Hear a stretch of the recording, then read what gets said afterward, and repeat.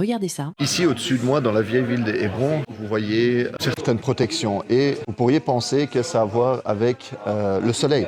Mais non, en fait, c'est qu'il y a des maisons de colons au-dessus qui jettent leur pourriture, leurs déchets sur les Palestiniens, les magasins palestiniens, juste en bas.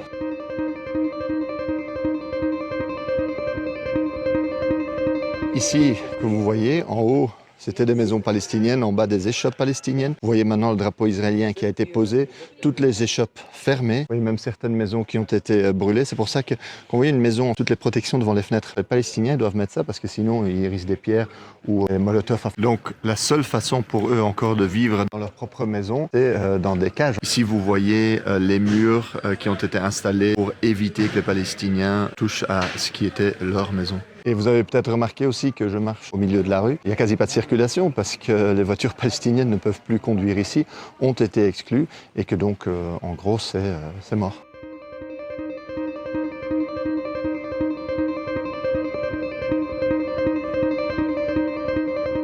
Et ici, derrière moi, vous voyez pourquoi, entre autres, le checkpoint, justement, qui bloque, où il contrôle tout, même votre religion, votre appartenance nationale, d'où vous venez, qu'est-ce que vous venez faire. Évidemment, ça peut tuer une ville et c'est en partie l'objectif. Maintenant, une des raisons pour lesquelles ces rues ont été vidées, c'est aussi pour pouvoir relier les colonies que vous voyez tout en haut là, de la montagne, où il y a entre autres Ben-Gvir, donc le ministre d'extrême droite du gouvernement israélien qui habite, pour pouvoir les relier aux autres colonies de ce côté-ci.